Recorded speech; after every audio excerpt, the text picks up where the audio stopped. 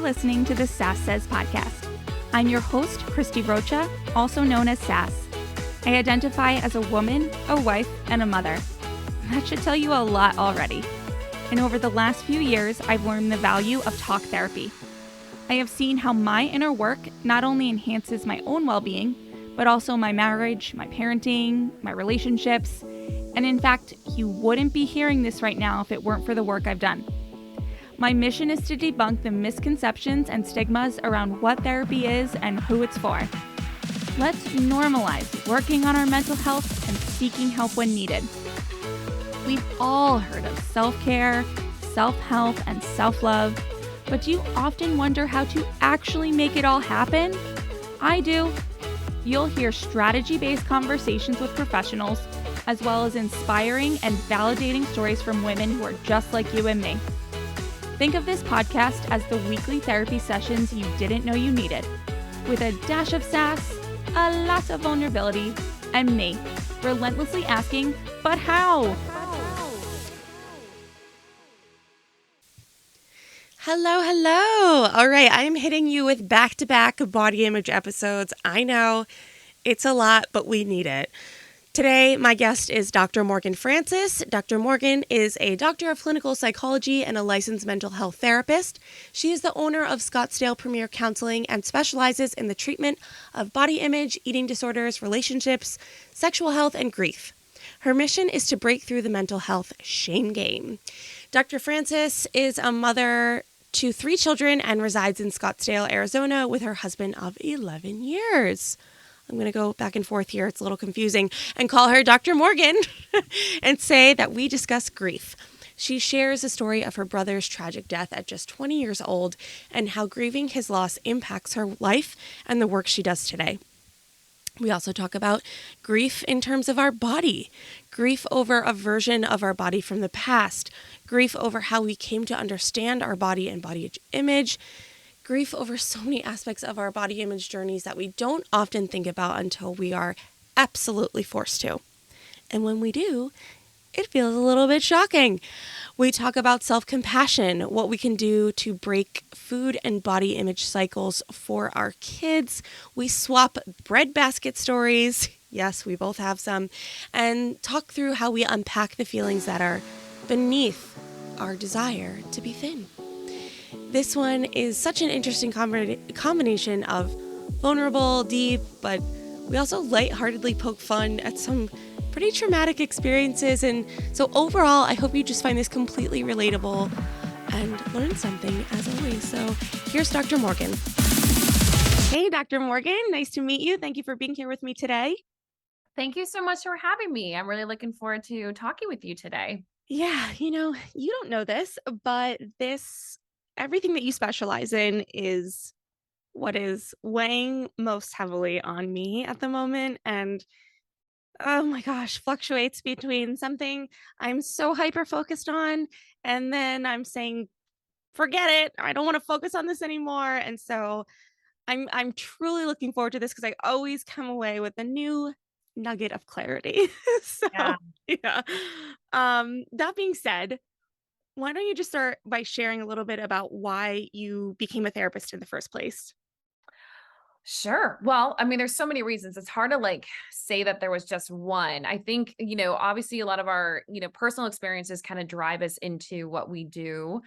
So for me, I had experienced a loss. My brother was killed when I was 16 years Mm, old. And right away, my parents put me into grief therapy to help me with my loss. And it really was instrumental in my ability to just really dive into my feelings and my experience about losing, my best friend.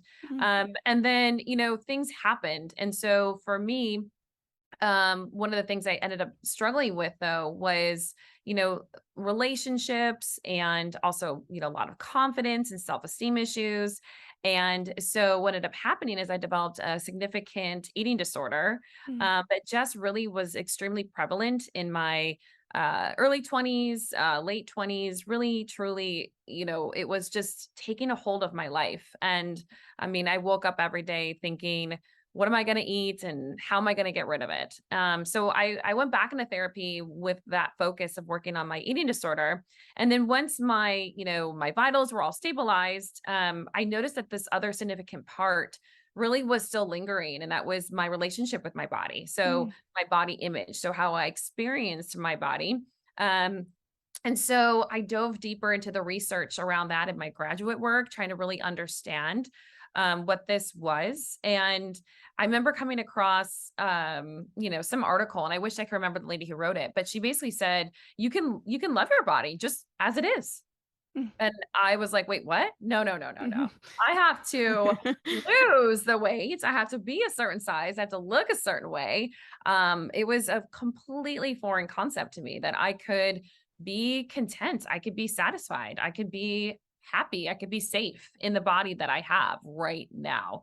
And so that just really like shifted everything for me. And it was incredible, powerful, um, just shift in my life. And so then when I was in my graduate work, I decided to, really just focus on body image. And I started working with men when I was becoming licensed, and their relationship with their body and sexual health.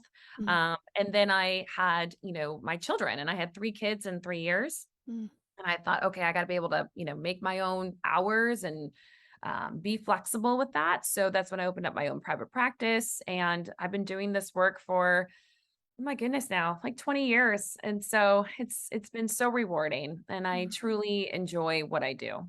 Yeah.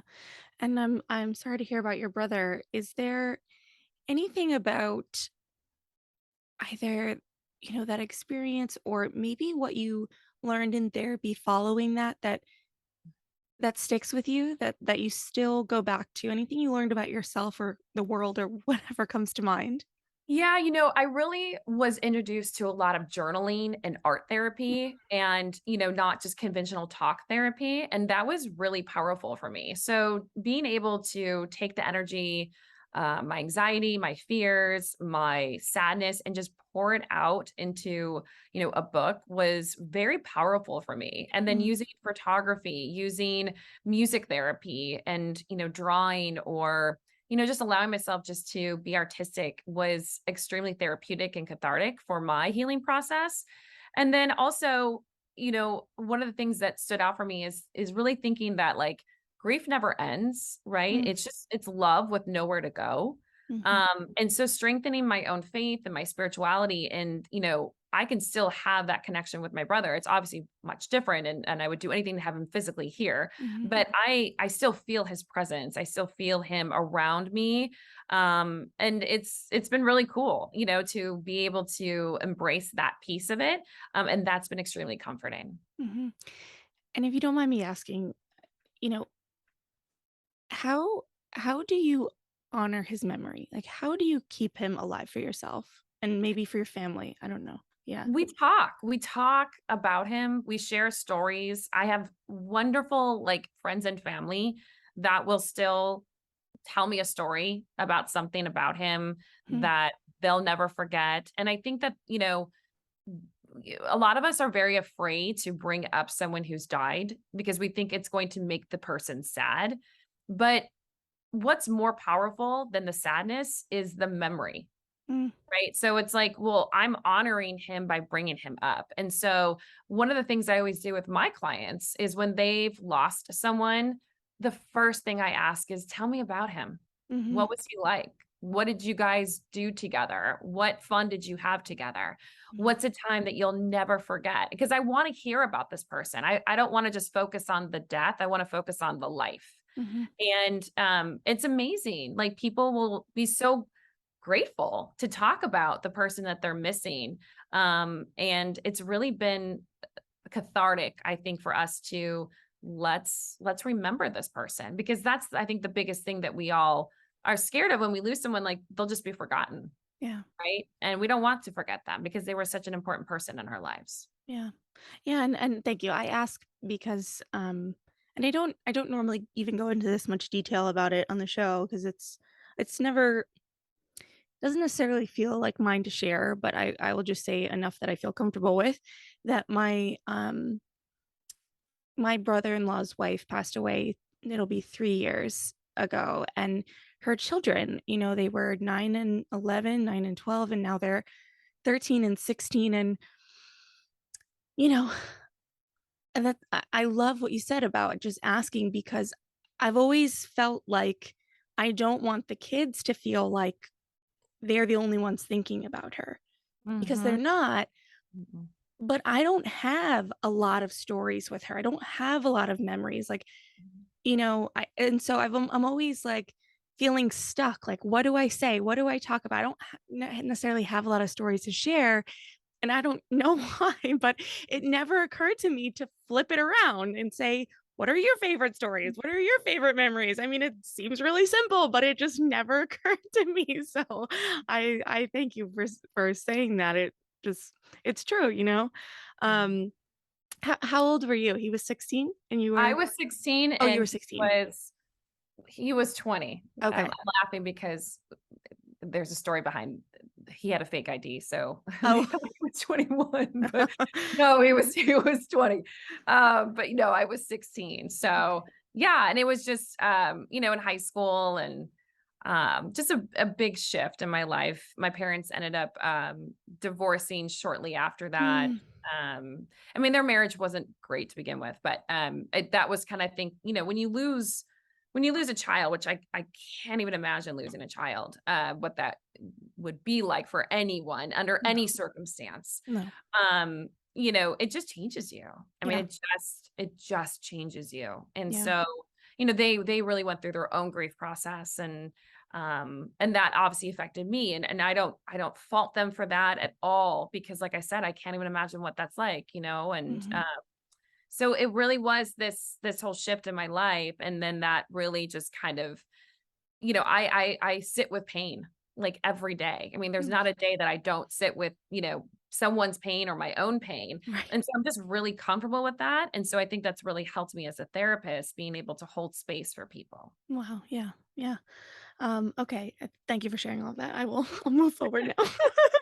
um, what was the process like for you of healing from your eating disorder and body image issues? Like, what did you do to, to work through that? Well, I always tell people it was a long one. it was I it know. was not I short don't want to term. hear that, but I know. Yeah, it was not short term. Um, and I think that that's, we see these things maybe on TikTok or Instagram where we're like, just very like, do this and Oof. feel better, right? Yeah. And yes, you can do those things, but those things have to be done consistently and over time. And it's really practicing that patience, because it is a relationship. Mm, And so, specifically for me, it was really paying attention to what I was consuming. And I don't mean like food. I mean, like, what was I reading? What mm, was I watching? Who was I surrounding myself with? mhm, And those areas really, I had to completely like flip. And I mean, I was consumed with, the beauty ideal, looking a certain way, mhm, um, following the diets and fitness, programs of people in magazines. Like, oh, if I just did her workout, then I'll get her arms or her stomach. And or if I eat, like I don't remember which magazine it was, but there was a magazine at the very back of the magazine. Every month they would interview someone, and then they would write out what they ate. mhm. And then a nutritionist would comment like, okay, this sounds good. Or, she could use some more, fiber. Right. And I was like, oh my gosh, like they're not eating, or, Mm, they're skipping meals. And mhm, so I was like, I should do that, and it's so problematic that mhm, that was even allowed in a magazine. But nonetheless, um, I was doing that at a very, young age. And it was, obsessed with the numbers, like my weight, the sizing of my clothing. And so now, like, I don't own a scale. mm, There's no scale in my house. I don't ever, I mean, the only time I weigh myself is if I have to go to the doctor's office. And if I do, I typically ask to step on backwards. Don't tell mm, me the weight. Even if they say, well, do you still want to know the weight? Because they will. I'm like, well, and they'll like go to tell me, even though I've told them, like, I don't want to know. mm, It's crazy.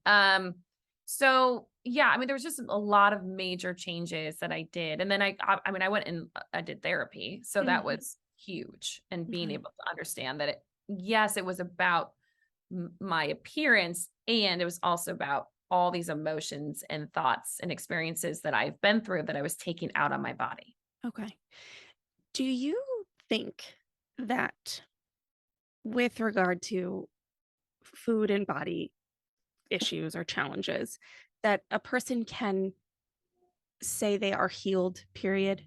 Or is it always evolving? Like, do you feel healed? Like it's fully in the past? Well, yes, I do. And I also know, like, okay, for example, I actually haven't talked about this at all. So you're like the first person I'm talking about this with. Mm. I know, right?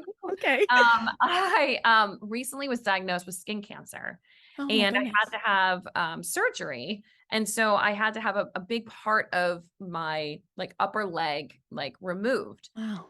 And I mean, when I say big, I mean it's yeah, like it's probably the length of my hand. I'm looking down my hand right now. So That's big. it's big, right? Yeah. And so it's very noticeable to me. Like when Yes. I'm wearing shorts, I live in Mm. Arizona, so wearing shorts, or potentially when I go to the pool and I'm wearing a swimsuit or whatever, my eyes go directly to it. And I was feeling extremely self-conscious Mm. about it. Like, oh my gosh, this is also going to be the first thing that people see when they see me in shorts, right? Mm. And so I was experiencing a lot of, insecurity around it. And then I was kind of vacillating between this feels so insecure, and at the same time, I'm so proud of the fact that I was able to, get all of it out. Mhm. I'm way more aware about skin cancer now. Mhm. And I'm taking, all the measures I need to do to continue to protect myself. Mhm. And at the end of the day, like I still have um like ableness, right? Like my legs are like I can still run, I can still Yeah. walk, I can jump, I can ride a bike. Like I have an abled body, and there's privilege in that. Mhm. And so I was just vacillating between the two. And I just sat with that, and I just cried. Mm. And so I think in that sense, yes, my body image was challenged, right? The relationship that I have with my body, the way that I look at it, the way that I think about it, my attitudes, my feelings, my beliefs about my body were challenged, but they were challenged in a way that I had not experienced yet because this is a new experience. And so to say that I'm completely healed, I don't think is realistic, because I think there will always be challenges that our bodies are going to face that are out of our control, right? That will stir up emotions. And that's part of, life, right? And so working with my body image, I have to be open to those experiences and Yeah. give myself the grace and the space that I need to be okay, right? Whatever that means for me. Yeah. Yeah. And I'm sure anyone listening, and as am I, like, you're okay. Like it was all removed and you're good to go. I'm okay. It was all removed, and I'm really, grateful that it worked out the way that it worked out, because I wasn't going in there for a skin cancer check. I Wow. actually wanted like a mole removed that I just thought was kind of funky looking, and I really didn't Wow. like anymore. And it was Mhm. more again about like aesthetics. Like, I Mhm. don't like the way this looks. And then the doctor was like, while you're here, let's do a body scan. I'm like, Wow. oh, I'm fine.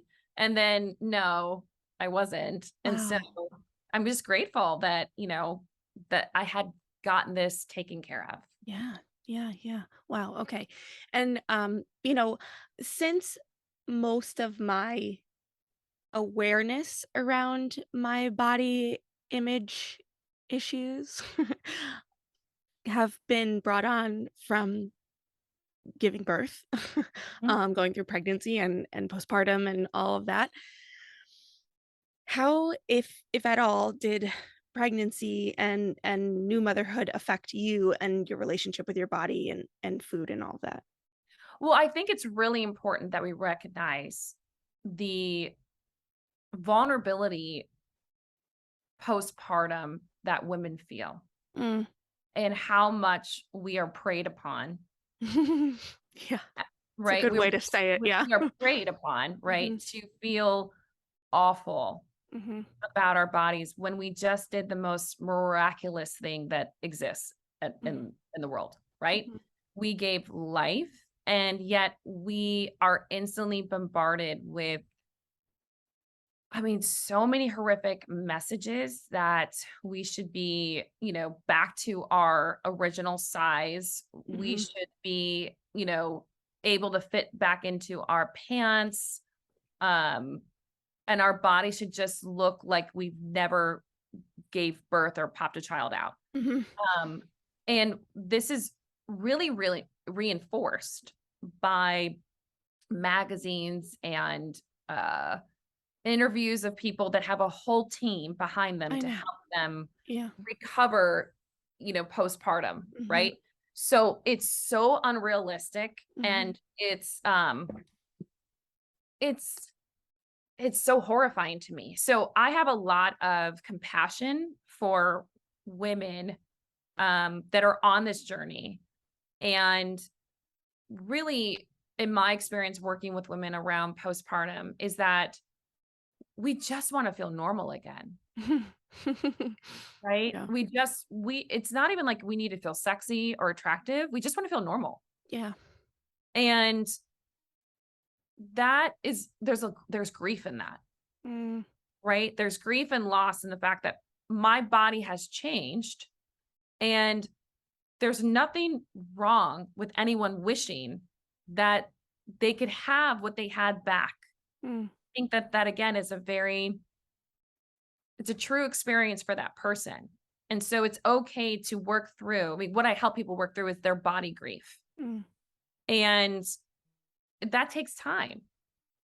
And because for some of us, our bodies will always have, permanent discoloration, skin stuff. I'm just going to, I'm using very general terms. Scars Okay? or whatever. Scars, Yeah. right? I mean, I had 3 C-sections. So, I mean, I have a scar. Yeah. So that's never going to go away. I mean, it's Right. always going to be there, right? And scars can look very different depending upon so many things. Mhm. So, I mean, a person's relationship with their C-section scar is a whole nother area to Wow. explore, Mhm. right? Mhm. How our breasts look is a whole nother thing to talk about. So Right. there's just body hair, skin issues, hair thinning. Right. There's so many things that our bodies are going through that can really then create a lot of challenges with our own mental and emotional health. Mhm. So there we see anxiety, there we see depression, we see hopelessness, we see challenges in relationships between, the husband and the wife, or with their family members. Um, it's a lot. Yeah. And so I think it's just being able to listen and validate the woman's experience and remind her that it's not her fault Mhm. that she feels this way. She's meant to feel this way so that she does not, like she feels like she needs the diet program. She needs the quick fixes. She needs these products to help her feel better. Mhm. Right. So that's where a lot of these companies will come in and say, well, if you do this, then you can look like that. Right. Yeah. And it's so messed up. Yeah. Yeah. I think, when I had my first, I think that it was all of those things, wanting to feel normal, feeling, almost attacked by people in my DMs that I never even met before going, "Hey, do you want an exercise program? I see you just gave birth, blah, blah, blah, blah, blah." Just all of the constant rhetoric, like you said, in magazine, on social media, in movies, TV, all of it. And then I think, and I'm moving from it, not to dismiss it, but like it's there. It was real. It happened.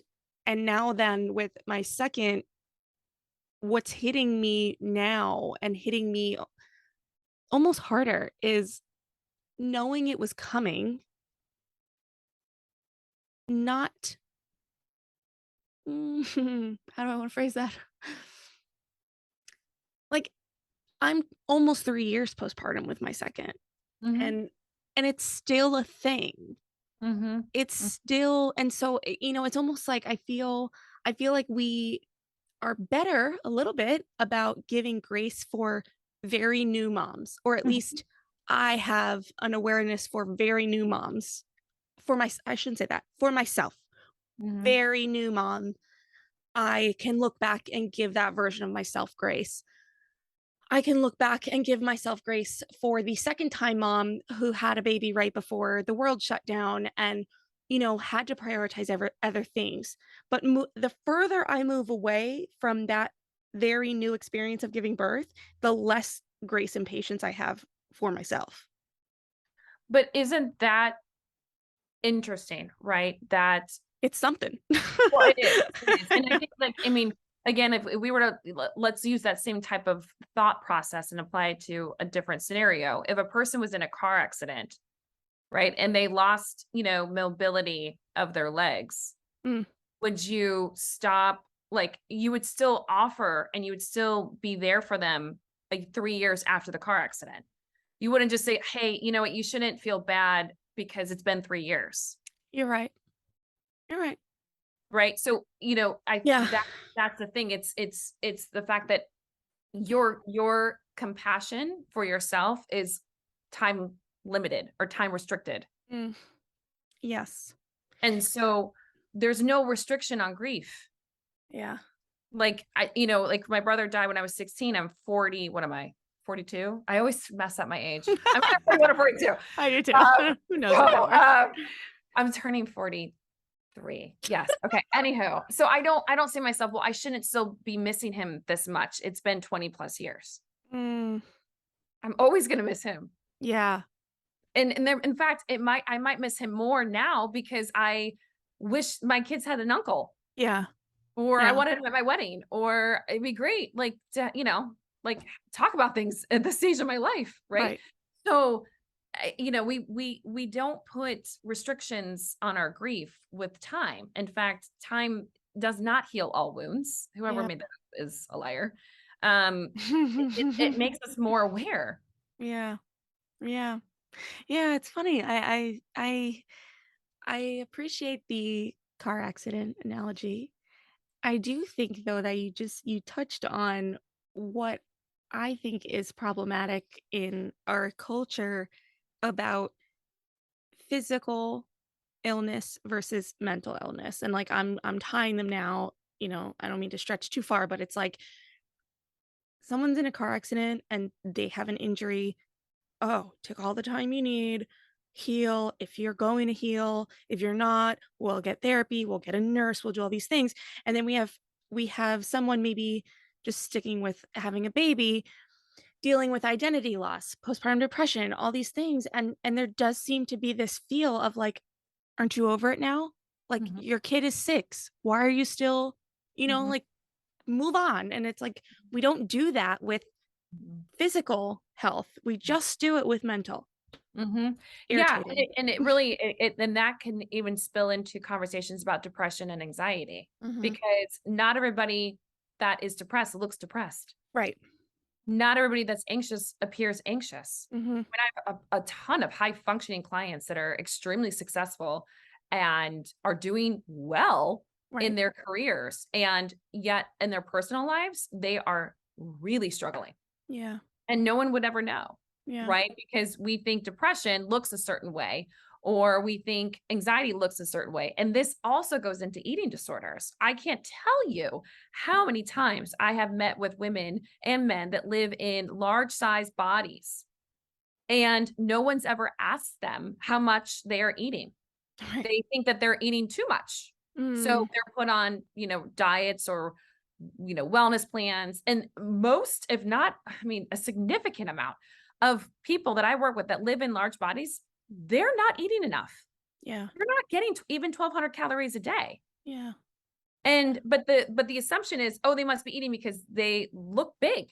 Right. And that's completely false. Yeah. I've had several people that were misdiagnosed or not even assessed for their sleep habits because they assume because they live in thin bodies Mm, that there's no way they could be suffering from sleep apnea. right.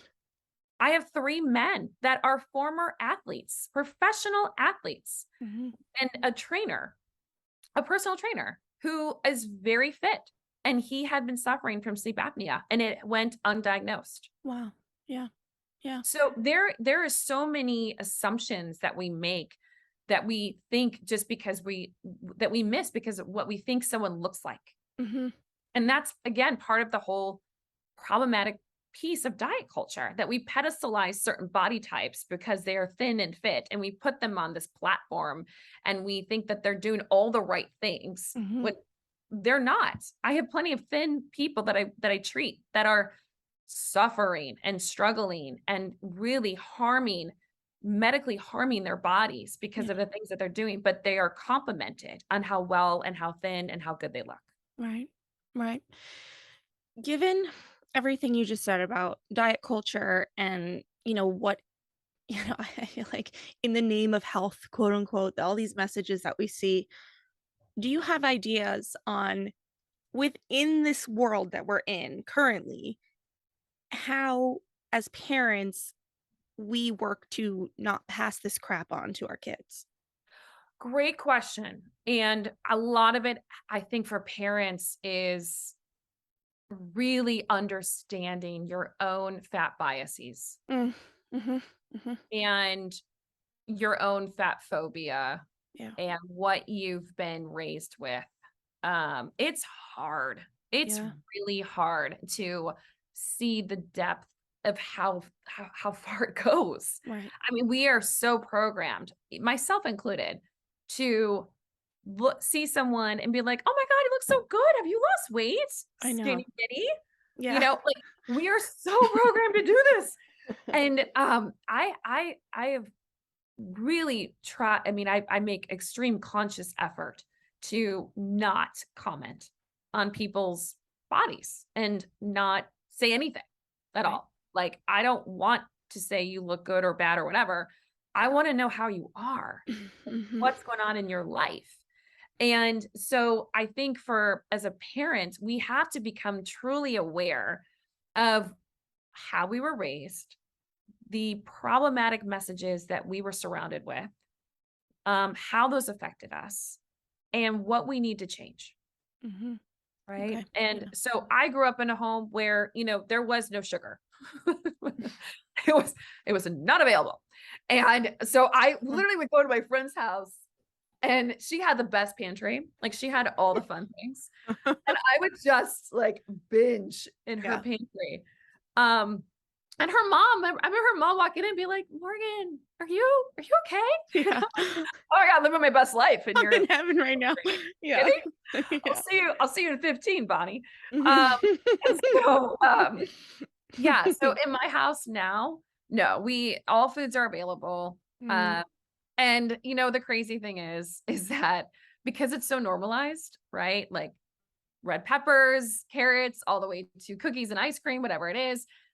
There's so many times my kids are like, "I don't want it. I'm good. I don't need a dessert tonight." yeah. Like there's no energy around it. It just is. It's a cookie.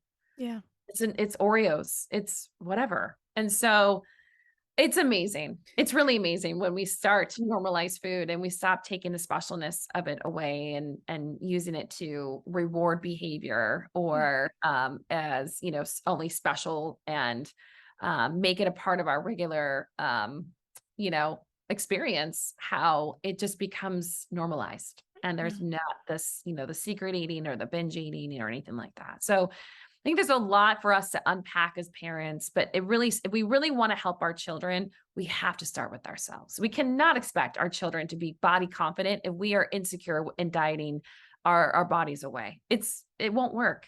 Yeah.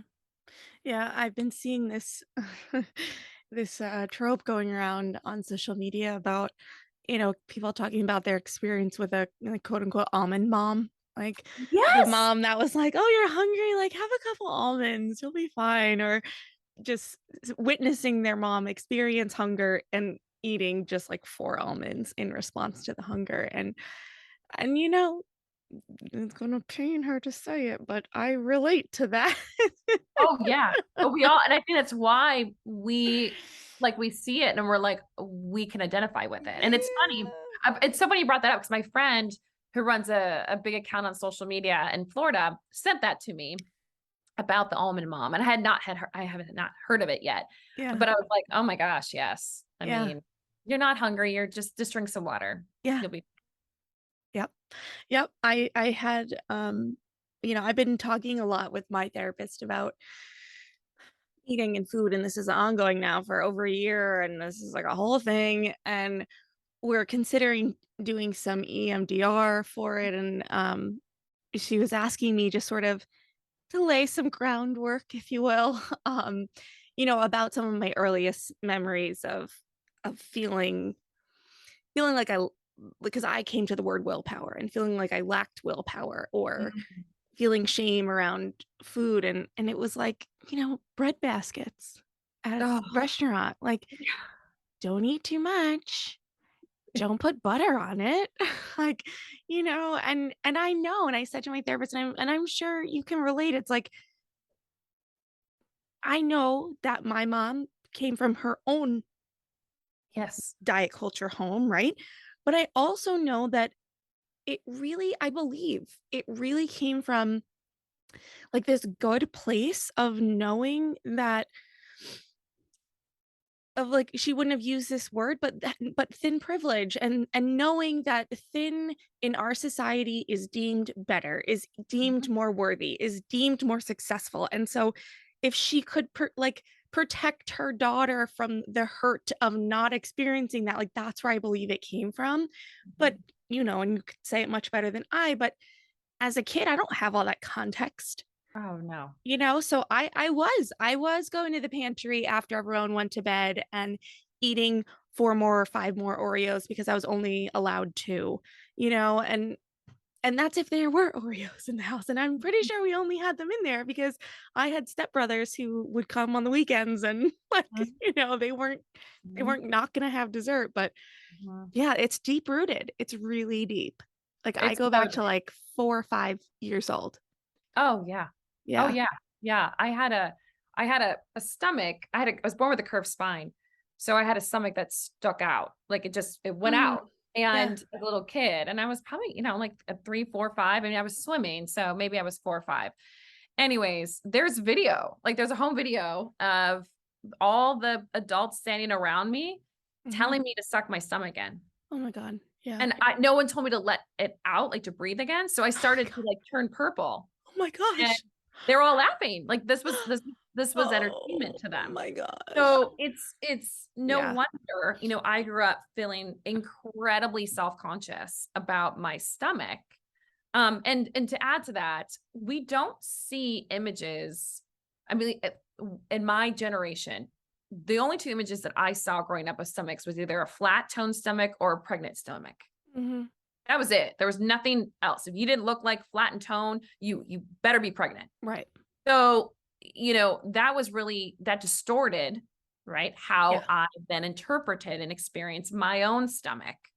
I am seeing more people now on social media show their stomachs at Right. all different sizes and shapes, and I think that that can be helpful, but again, I think too, it's like, like you said, like it's figuring out your painful trauma and experiences that you had, um, and working towards, sure, we can have compassion for our parents. We can try to make sense of why did they do that? Mhm.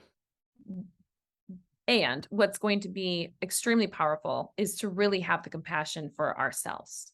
Yeah. Like, That's the key there, isn't it? yeah, right. Yeah. Yeah. I mean, I can try to understand the why around the mom, but really I need to be able to be that parent, that safe person for the younger me, my Mhm. inner child, and say, that was not okay. Yeah. I needed to feel safe. I needed to not even think about, that carbs or bread was even something that I should or should not have, that I have the right to eat whatever feels good to me. Yeah. And if that means bread, if that means an apple, if that means cereal, if that means whatever, fruit juices, like that's okay. Yeah. And I, I remember speaking of bread, I think I was in my 20s. I don't even know. Maybe, yeah, I was in my 20s and I was at a restaurant and there was a family kind of dinner and someone at the table said, "Oh, no, no, no. Please don't put the bread by her," meaning me, just put it over here by me, like to not allow me to eat bread. And then I got really like angry. And Yeah. so then I went up to the waiter. I was like, "You know what? I need 3 baskets." And I just proceeded to just shove the bread in my face just to spite them, which really wasn't the right way to handle Yeah. it, but I was so Yeah. angry. So I have a lot of, again, compassion and grace for anyone that also like just rebels and gets Mhm. angry. But also I realized like I was taking that out on myself Yeah. too, because that wasn't Right. I'm sure that you didn't wasn't feel in good after that. Right. no, it definitely Right. didn't. But anger also can be an emotion that comes up for us when it comes to the experiences that we went through. So I think, there's room to explore all those feelings when we are looking at, our trauma related to our Yeah. bodies. All right. I have something that I want your thoughts on, just something that I am trying to marry, and maybe I just am not I can't see it yet. But even your course, the bye bye body blame, the tagline, because you deserve to love your body without having to lose weight. Yeah. Like, what if I still want to lose weight? Mm. You wanting or anyone wanting to lose weight is so normal. Help me. Right? It's Yeah. so normal because and I have plenty of people who are like, "I don't want to live in this body. I don't like Yeah, this I don't. body. I want to be thin. I want to have that body." And you know what? I saw something the other day, and I think this does a really good job of explaining it. It's easier for us to say I feel fat Mm, than to say I feel unwanted, mm, mhm, right? So if I say I feel fat, people are being like, "Oh my God, okay," and it's so again, it's so normalized. It's much, much more mhm, difficult for us to say, I feel unwanted. mhm, I feel ignored. mhm, I feel rejected. I feel unworthy. I feel unlovable. Right. And those are all the feelings that we experience. And we really do believe and are told that if we lose weight, then we will be lovable. Then we will be worthy. Then we will have that relationship. Then we will be desired. Then we will be mhm, wanted. Then all these things. And for some people, yes, society will treat you mhm, nicer. I don't want to deny that reality because I've worked with people who have lived in large bodies, have lost weight, and then are in a smaller size body, and they're like, people actually open the door for me. yeah, I didn't have anyone open the door for me when I was fat. I have people open the door for me now when I'm thinner. yeah, And that in of itself is so powerful for them. yeah, Right. And that's where we have to acknowledge the thin privilege that I have living in a thin body. mhm, Right. So there's so many layers to it. So for someone to say, I want to lose weight, mhm, I will never deny that for someone because that is a real feeling. But I want to know what's under that.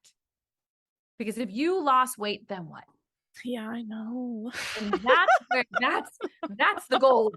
That's where we gotta look, right? That's what we have to explore. What is the belief that you have if you Mm, lost weight? yeah, My dad would talk to me. My mother would be kinder to me. mm, yeah.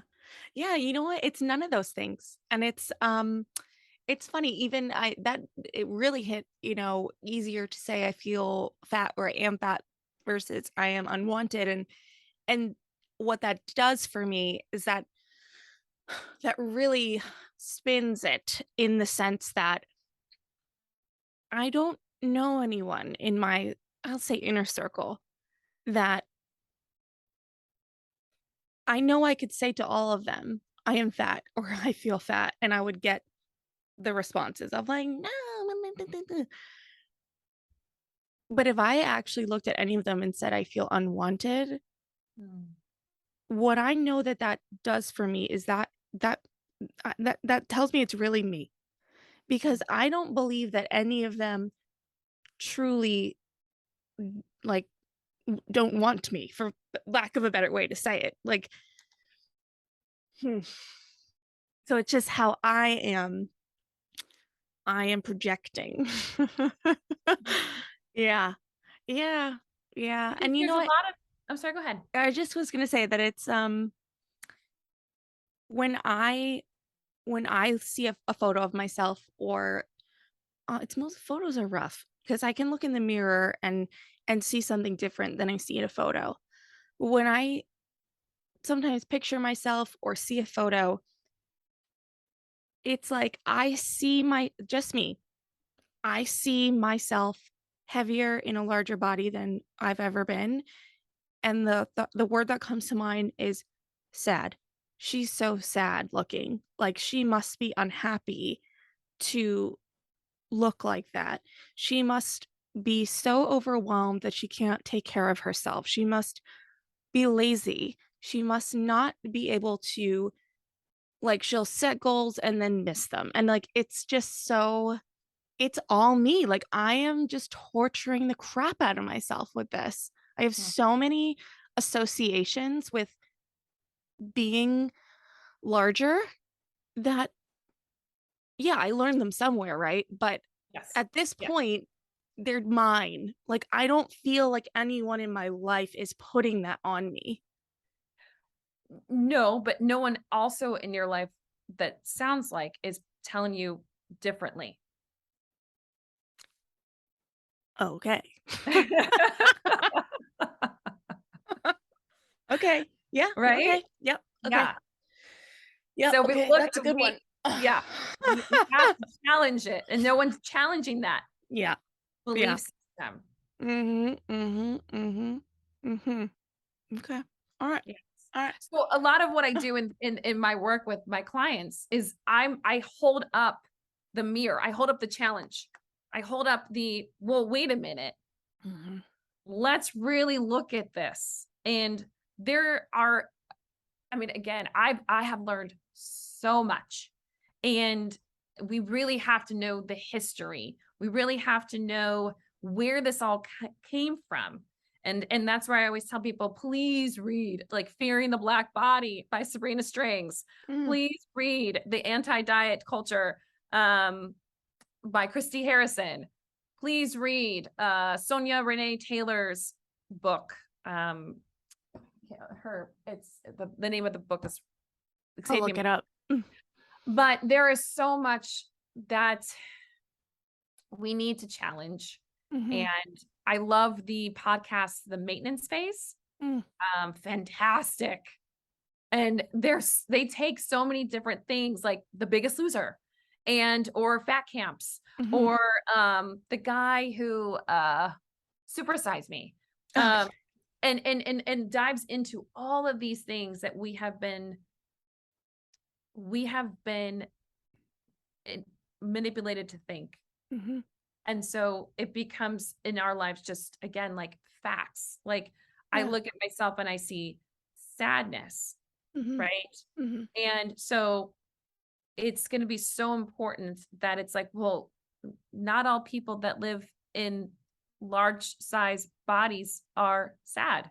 Oh, I And know. I see not all them and I'm people like, that "How do you do are that?" living in thin bodies are happy because I can Yeah. tell you, I got plenty of anorexics I'm working with, and they're the most miserable people ever. I know. I know. I know. I know. Like, thinness is not the antidote to a positive body image I know. because they hate the way they look. They're obsessed with trying to like starve and kill themselves.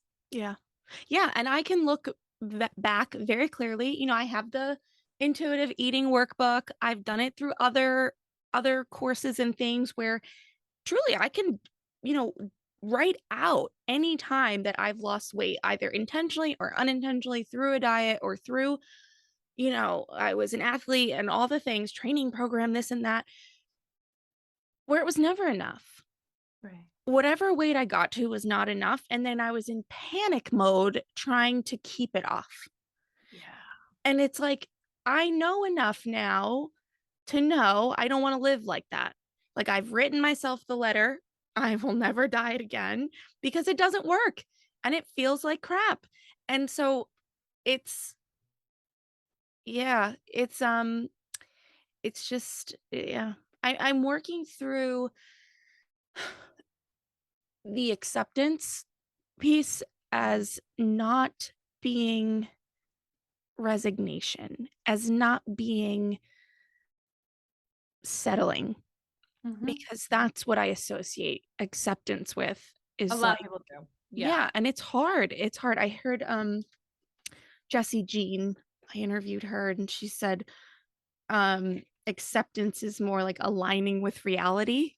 Mhm. And Mhm. that feels better to me, Mhm. than I'm just having a hard time like letting go of the fear of what will happen if I accept where I'm at. You know what I mean? Like will I just live Freedom, uncomfortably for unconditional permission, a better life. That's kind of what comes up to me. Yeah, girl. Like I've got to Yeah. trust myself. Yeah. I've got to respect myself. I get to have freedom. I get to have permission. I get to live out Mhm. loud. I get to take up space.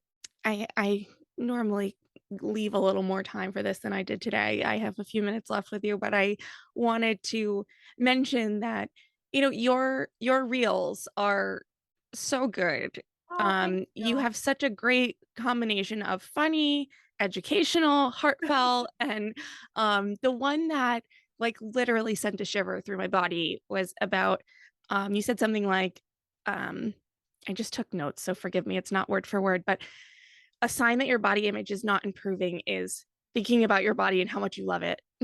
A sign that your body image is improving is thinking about your body less and Mhm. falling in love with your life, regardless of how your body looks.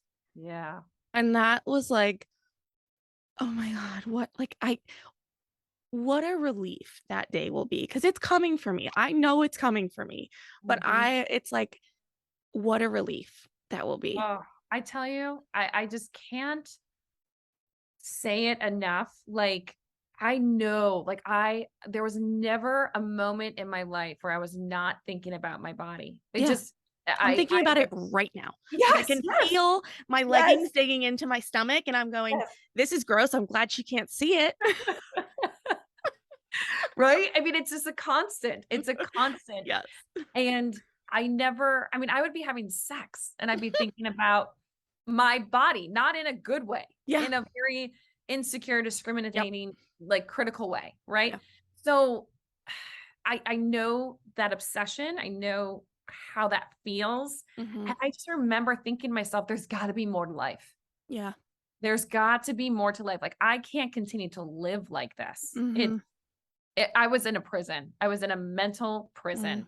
Hmm. And I that's I think where the biggest shift for me now is I don't think about it. Yeah. It's just not on my mind. Now, again, I have thin privilege. Society helps me to not think about it. Right. Okay. So I want to minimize, I want to be real here, right? Like Hmm.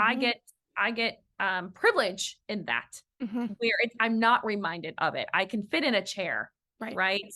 I can go to a store and I can find clothes that fit me. Yeah. So I think that's also important piece to a part of my healing was because of the privilege that I have. Yeah. Not everybody has that. Even when you make peace with your body, society can still remind you that your body is not okay. Hmm. And that is a very real experience for many people. So, um, and when it comes to your own experience with your body, waking up and not stepping on a scale was like the ultimate freedom for me. I know. Yeah. Yeah. We're going to get there. In doing this work, in having built an entire social media platform around this, Mhm. how do you, if you need to, protect yourself from feeling triggered or Mhm. feeling too, you know, Oh, poke a bear. Well, I've had people get mad at me. When I Hmm. talked about thin privilege, I had the most hate that I've ever had. Really? Yes. Yes. I had Why? so many people come in to my DMs or even on my post and was like, just really angry with me that I was talking about thin privilege, um that I would negate anyone's experience with their body because they live in a thin body. And I'm not That's not negating. what you're doing. No, and that's not what thin privilege is. It's not negating my own experience. I mean, Right. I had a full-fledged eating disorder. Does not negate the fact of what I went through. What it does is recognizes that I still have privilege, Yes. right? Just like there's white privilege, like there is thin privilege. Right. I have privilege in the fact that I'm an able body, Right. that I'm cisgender. Right. There's so many privileges, right? That we have. And I think as a clinician, it's my duty Hmm. to recognize my own privileges and how they can come up. And I remember talking with a friend of mine, and she lives in a large body. And we were talking about, I said something where I said, oh, shoot, I hope I can remember it correctly. I said something like, I don't wish for that. I look back on my life and my eating disorder, and even though I was thinner than I am now, I don't wish for that body back. I wish for that time back. Mm. And she said to me, that's your thin privilege. Mm. Because I would wish for a thinner body, Yeah. because society would be kinder to me. Yeah. And I really did not see my privilege in that statement. Yeah. And she understood that, but it was like, okay, Yeah. I You don't have know to what you look don't at, know. Yeah. right, exactly. So there's still so many layers that like I haven't even understood myself. Yeah. And so I think with my social media platform, I really try my best to help people understand, their own, their own weight stigma and their fat biases. I posted something like today about, how you can leave your medical doctor. If your medical doctor, you go in for, an illness and they say, well, you would feel better if you lost weight, but that has nothing to do with like your earache Right. or your flu Right. or your upcoming surgery, then no, like Right. that's not, like, stop seeing that doctor. Right. And I've had so many people who will go, and they're discriminated against based on Mhm. their size. Mhm. Um, and so then this one person was like, well, is it never a good idea to lose weight for medical reasons? And I'm like, I'm not a medical doctor, so I can't determine whether it's good or not good. What I'm saying to you is that's not the only reason. That Right. cannot be the reason why you have cardiovascular disease. Right. We know from empirical research and data that there's so many reasons, right? If we even look at racism, young children that are African American are 6 times more likely to experience asthma than a white child, Mm. right? Due to the significance of stress that they are experiencing due to the racism. Wow. Yeah. Yeah. So we have to talk about these things. Yeah. So again, I think that I love what I do and I love being able to talk about this. And yes, I do get challenged with the fat biases of fat phobia that exists in our culture. And I Mhm. just try to do my best. And I Yeah. try to come in and be kind and respectful. And then if you're disrespectful, get out of here. So yeah. Yeah. Yeah. Like Block, delete, you're bye. blocked. Like Yeah. we're moving on. Like Yeah. I have strong boundaries around that. Yeah. Like, no, Yeah. bye. Go somewhere else. Yeah. I'm not the one for you Nope. then. Yeah. Yeah. Okay. All right. Well, Dr. Morgan, I know I could keep you here all afternoon, but I really appreciate you talking to me and turning this into a little therapy session. So I thank you tend for to your do that. time. Yeah. No, I tend to do that too. So this was just bound to happen. But thank you again, really. You're welcome. Thank you so much for having me. It really was a great conversation. So thank you.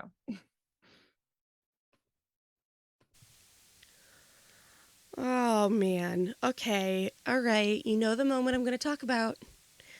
The moment of it's easier to say I feel fat than it is to say I feel unwanted. Oh, that one got me. I teared up listening to that part of the conversation in the editing process, and it's it's really interesting to me because I can very easily dismiss the notion of being unwanted. I don't logically or on a surface level feel unwanted. I look at my kids, my husband, and I know I'm wanted. And the other thing is that I've gotten to such a place where I don't even say the words, I feel fat. Well, let me clarify. I don't say them out loud to other people anymore. I certainly say them in my head. And occasionally when I'm melting down to my husband or my therapist. But I've completely removed all conversation with other people socially of, hey, I just feel fat in this outfit, or, oh my God, my arms, or, oh my God, like I don't do that anymore. For me to be discussing my body in a way that's negative with other people, especially socially, I have to be in a really, really low place. So here we have this moment that hits me so hard where, Dr. Morgan says it's easier to say I feel fat than it is to say I feel unwanted. And like I said, I look around and say I'm not unwanted. I look around and I want to say I'm not fat, but I still do.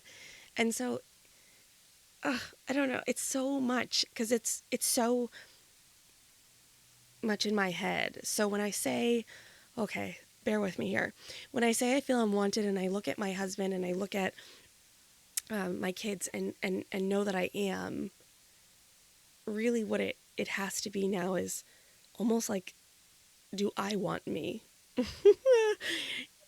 Am I unwanted for myself in a way? Does that make sense? And when but also really interesting is that when I think about why isn't it enough that my kids, my husband, there are people in my life who quote unquote want me. Why isn't that enough? I had a thought come to mind about my Enneagram.